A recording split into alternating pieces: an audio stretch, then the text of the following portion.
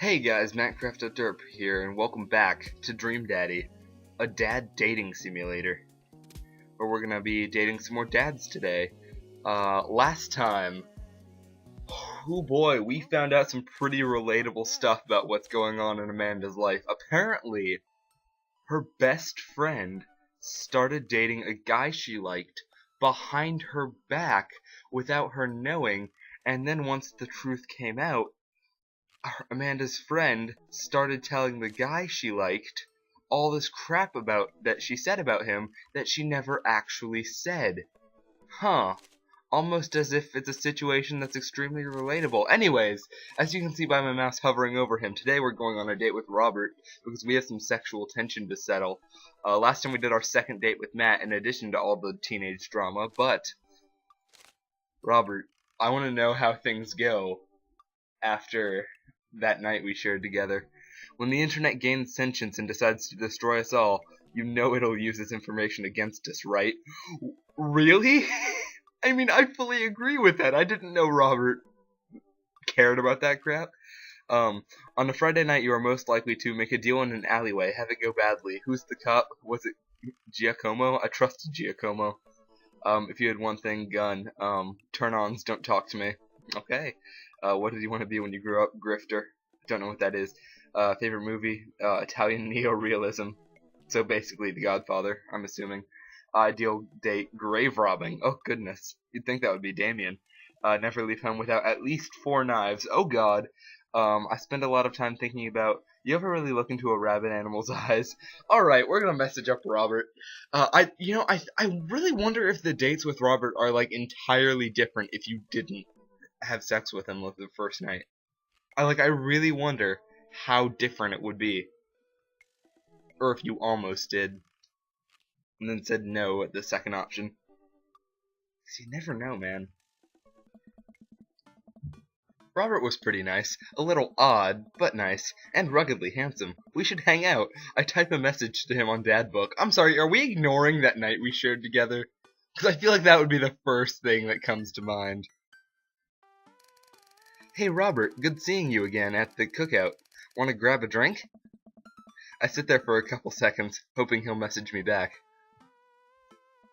Hey, it says that he read my message. Oh, he left me read. Amanda just told me what that meant. Oh, goodness. I wait for a response. Twiddle my thumbs or watch cat videos. I know, I hate cats. You're dead to me. Hey, this is kind of enjoyable. Look at those thumbs go. They sure are twiddling. I wonder if Robert has replied yet. He still has not responded. Look at those thumbs go. They sure are twiddling. I'm becoming an expert twiddler.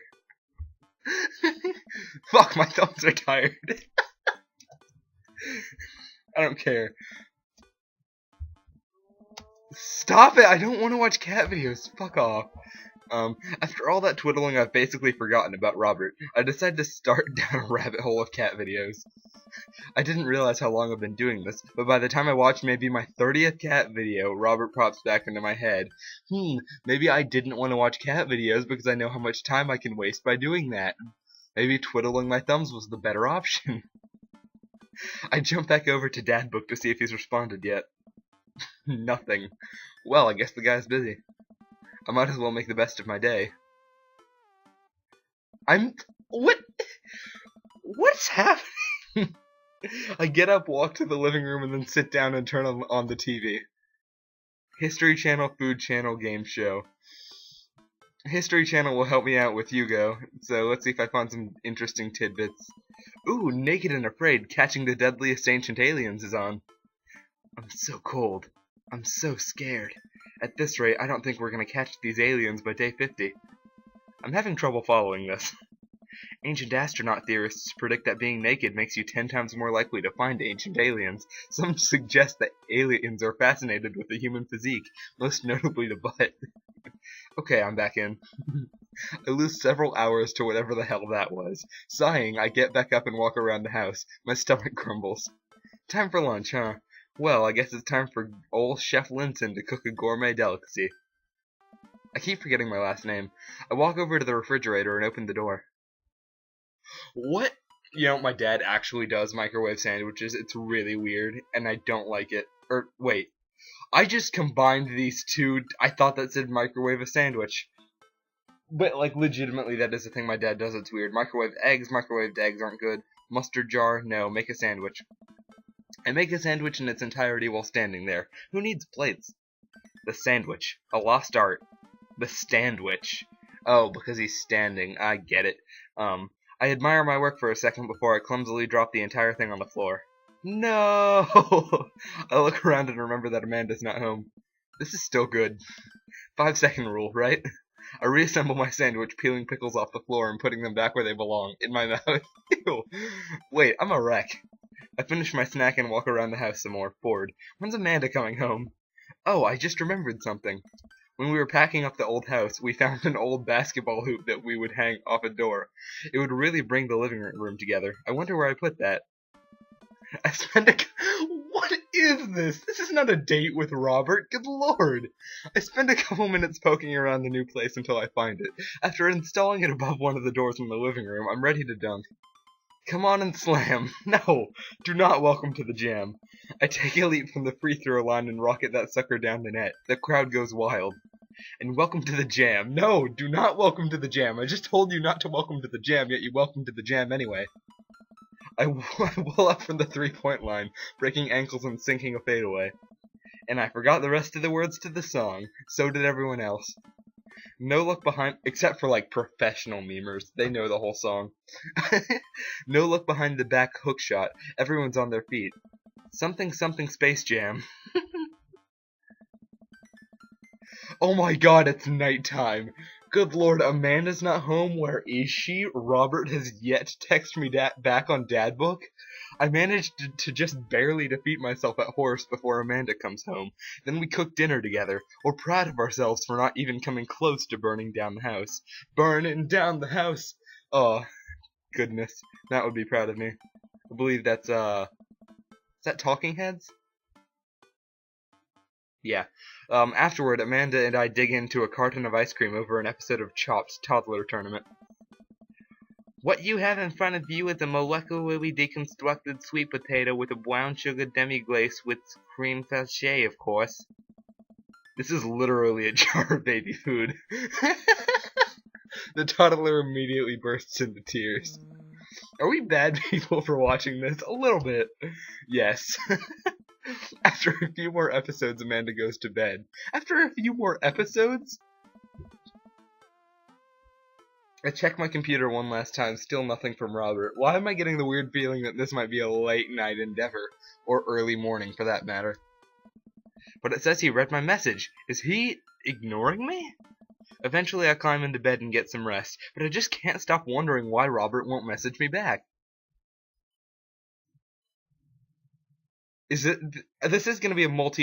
No! I thought this was gonna be like a multi-day date. Paranoia is through the roof. See? You gave me... What? No. This is a joke. This has to continue. It's not gonna send me back to Dadbook. It gave me the achievement already. You got dads. No! I'm not accepting that! No! No! I'm going on 2 dates with Robert. Fuck that. I don't care. No, I'm not. I'm being pushy. No, that was not the actual date. I know the ranking system doesn't actually count, but like... No. I don't care. I'm pushing this. I had a lot of fun with Robert the last time we hung out, but I'm beginning to wonder if he's dodging me. I've tried messaging him a few times, and Dadbook says he hasn't even read them. Hasn't even seen him come out of his house, actually. I decide to send him one last message, figuring that this'll produce the same result. Hey man, dunno where you've been, but we should grab a drink soon. I walk away from my computer because at this point I know he's not messaging me back anytime soon. I linger in the kitchen. I'm all caught up in work. The house is relatively clean. Maybe I should do something nice for Amanda. Ah, I'll bake her favorite pie. Why am I getting distracted? I am not gonna have 2 dates with Robert where I literally don't even see him. I don't leave the house. I don't get to do the deep dark voice. Like, do I actually get to go out with him if I don't fuck him on the first night? Was that the deal? Is that what's happening? Cause like I don't know what going on a 3rd date with any of the dads does, but like if we do 2 full dates where nothing happens, I'm going for the 3rd one, and I don't care. Ah, I'll bake her favorite pie. I root through the pantry and pull out all the ingredients. This is an old family recipe that I used to make with my grandmother when I was a kid. I lost the actual recipe card a long time ago, but I think I'll be able to remember how to bake it. I start mixing the ingredients together for the crust until I get a nice dough. I throw some cherries into a saucepan to make the filling. Normally I don't like to multitask in the kitchen, but this cherry pie is a piece of cake. Pie? It's a piece of pie. I'm making a pie. Ah man, I can never remember what temperature you're supposed to set the oven at. I'm pretty sure it's 375 degrees, but I could be wrong. Who am I kidding? I'm never wrong when it comes to this pie. My special twist on my grandma's recipe includes a secret ingredient that not even Amanda knows about. It really makes the cherries extra flavorful. God, why can't I remember what the secret ingredient is? More cherries, salt, almond extract. Salt. Who did I have a conversation with the other day where I said that salt makes everything better? Like, taste-wise. Oh, yeah, I did. I talked with somebody on Snapchat about that.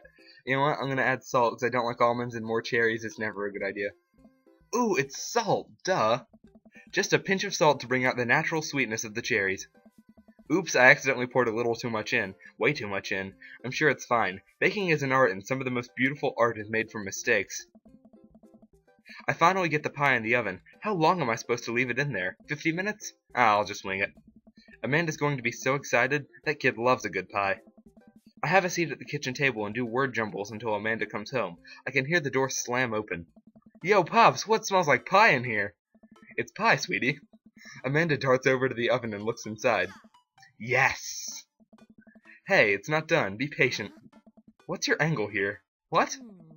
Pies are an objective-based confection. What are you trying to get out of me? Nothing? Or fine, you caught me. I have been leading a double life. That's a Styx song. From Kilroy was here. It was never a single. And it also makes no sense in the context of the story. Amanda, I have terrible news for you. I'm actually a pro skateboarder, an aspiring astronaut, and bank robber. The lifestyle is calling me back and I must go. One last job. You know how it is. This pie was the only way I knew how to tell you. Well, I appreciate the years we spent together, but a trade-up is a trade-up. Remember me when you're kicking your feet up in Ibiza. Thanks for all the pie. We share a cordial handshake. I wait a few more minutes before taking the pie out of the oven. I set it on a rack to cool and guard it so Amanda doesn't dig in before it's ready. Huh? What? Does it look kind of weird to you? Oh, that's just me taking artistic license on what cherry pie means to me emotionally. I'm just saying this because, you know, it seems like you might have baked this pie incorrectly. And you're currently, right now, trying to pass it off as a good thing. It's art, sweetie. Was it art when you accidentally baked a whole uncracked egg into the center of my 12th birthday cake? Well, was it art when you tried to make brownies and accidentally created chlorine gas? Well, that's a bit of an exaggeration. Was it art when you just eat the pie, Panda? I cut us a few slices and we sit down to eat. The cherry filling oozes out of the sides and the butterfly crust glistens. Buttery. Why did I read that as butterfly? Goodness. Crust glistens. I watch as Amanda takes a bite. Oh no. Ugh. What's wrong? It's not good? Amanda winces and fans her mouth. No, I just burned the heck out of the roof of my mouth. This pie is amazing. Didn't I do that with the coffee? Also, your eyes are puffy again. Sorry for doubting you. I breathe a sigh of relief and take a bite. She's right, the pie is pretty incredible, as it always is. I'm really proud of you for making a pie without burning the new house down. I got a few dad tricks up my dad's sleeve. Maybe fathers aren't as bumbling and stupid as the media makes us out to be. Maybe we as a society should have a little more respect for fathers as a whole. Dad, your sleeve is on fire. I run to the sink and put myself out. Pride will be my undoing. Amanda and I clean up the kitchen and play a little more living room hoops before she retreats to her room to do homework. I go back to my word jumbles. Hey, this one spells cat. Oh my god, Robert, I'm not putting up with this crap. The rest of the evening trickles by. We eat dinner, I help Amanda with one of her scholarship applications, and we both start getting ready for bed. I decide to check Dad Book one last time before I climb into bed. Still nothing from Robert. Huh, hope he's okay. I turn out the lights and lie down. He responded, hey! Hey, Darnin, hey, Darnin, come hang out with me. Oh, what is that? I was just on the verge of falling asleep. I climb out of bed and try to identify the source of the dinging. My computer screen illuminates the dark room. I love how fast he sent them. Oh, goodness, I knew it. It was going to be a late night date, but we had to wait for the second one. Oh, the paranoia, though. I didn't read that, my bad. Oh, he sent a winky face. Well, that's not exactly subtle. But, I mean, I did have fun with him the other night. Oh, you're damn right you did. Okay. Let's do it. Let's do it, Robert. I'll be right over. You gonna kick me out this time? Maybe. Hurry up. God damn it. I reluctantly throw on a jacket and head outside. When I get to Robert's place, the door is already unlocked. As much as I feel like hooking up with Robert again is maybe not the best idea. Okay, so I am acknowledging it. That's good. Also, he has records on his wall. That's cool. That's a problem for tomorrow, Darnin. Hey. Hey. So, how are things? Robert stares at me. I know you're not here for small talk. I shrug. Yeah, you got me. Robert closes the gap between us and whispers, I wonder what would have happened if I actually went to bed right there and didn't message him back. I wonder if it would have forced me into that, or if I actually could have ended it there. Robert closes the gap between us and whispers a series of increasingly filthy things in my ear as he backs me into his room. Again? Dude! I'm starting to think maybe this was a good idea after all. I kinda want to back out of this. Hey. Oh god, is it morning again? Robert nudges me awake. Oh, I did it again! No, I'm so committed to Matt and Hugo! And sort of Craig. Oh, hey. Are you kicking me out? Kicking is a strong word. It's more like a gentle, friendly push. Gentle and friendly are not words I would ever use to describe Robert. I sit up and stretch. Oh god, I'm so sore, and I haven't had hickeys like this since college, jeez. Oh no! People are gonna see these! I have such a long neck. I'm not doing this again if you're just gonna force me to leave. Yeah. You'll say that next time, too. I throw my clothes back on while Robert smokes a cigarette on his balcony. Dude, I am not into smokers. See you around, I guess. Yep. I walk back home, my bones creaking. Ugh, what's his problem? No. Was that the date? Oh. Tom waits. Blood. It's still a C. Knife Dad.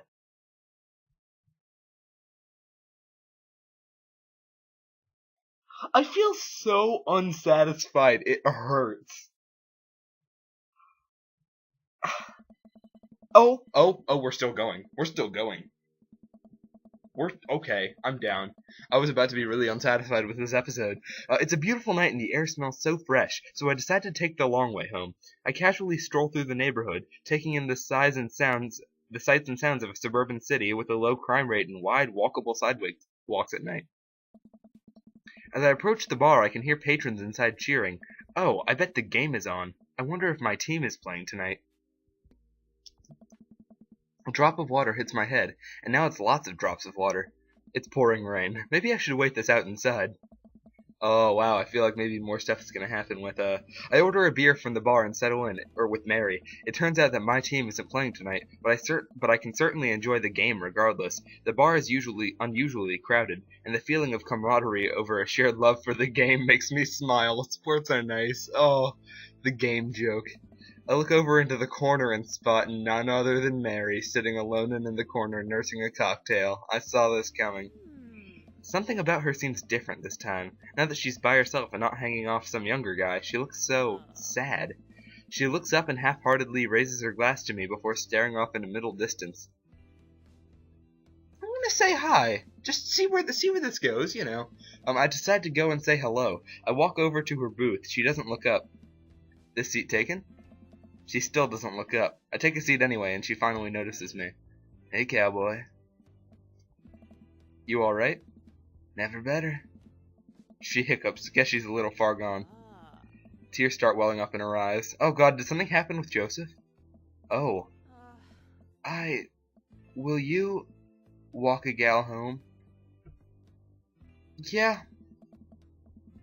I slide out of the booth. Seems like Mary's having some trouble getting up. I reach out a hand to help her, but she waves me away.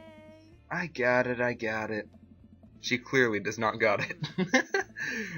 You know what? Hang out here for a second. I walk over to the bartender and pay Mary's tab. Hey, I don't know if you remember me, but I live in Mary's cul-de-sac and I'm just making sure she gets home safe tonight. I know you. Yeah, it's nothing weird, just she usually has one of the bar staff walk her home, but I trust you. She doesn't go home with. I don't really want to say it. One of the guys she meets. Nah? Ain't her thing. Huh. So at least we know she's somewhat faithful to Joseph, even though she flirts with everyone. She doesn't actually ever go the distance and cheat on him. I head back to the booth. Mary stumbles out of the seat and directly into my arms. It's still raining a little bit. I take off my coat and hold it over Mary's head. I really wonder if this scene is different depending on whether or not we've done dates with Joseph, or if the dates with Joseph are different depending on if we've seen this scene yet or not. Because I assume all these in-between date scenes happen depending on how many you've been on.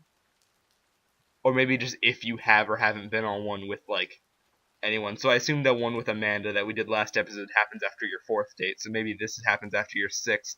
Because we did 2 with Robert, let's not forget. Such a gentleman. Let's get you home. Mary and I walk in silence up the street toward the cul-de-sac. I have no idea what to say to her, for fear that she might hit on me. Or not. What did the bartender mean by ain't her thing? Sorry you have to see me like this. I'm usually not. I know Joseph doesn't like it when I... Just... sorry. It's alright. I'm sorry if I'm ever mean to you. It's... alright. No, it's not. I know it's not. I'm having a really... Forget it. As we get to the cul-de-sac, I can feel Mary starting to slow down. By the time we arrive at the doorstep, she pulls away from me. Wait, can we just... hold on? What's wrong? How about another drink? Old time's sake? Come on, Mary, it's bedtime. Mary looks me up and down, giving me a half smile. You're right. She pulls me in close for a hug, holding on to me a little longer than feels appropriate. She mumbles into my chest. You're a good kid. Thanks for the company. Mary gives me a pat on the back, straightens out her sweater, and walks the rest of the way to the front door herself. Huh. What was that it? Was that the whole scene? We're not going to reflect on what just happened? You've got dads. Wow, okay, well, we certainly did 2 dates with Robert. So we've officially done more dates with Robert than we have with Hugo. And an equal amount as we've done with Matt. Okay, well, I kind of want to see if that scene affects any of Joseph's dates. I don't know if I don't really have a reference point, but I kind of want to go on a date with Joseph next episode, just to see if she's in any of them. So you know what? Next time on Dream Daddy, a Dad Dating Simulator, we're gonna do a date with Joseph, and then maybe we'll get back to Hugo. I don't know. I'm MattCrafterDerp, and I'll see you guys then. Bye bye.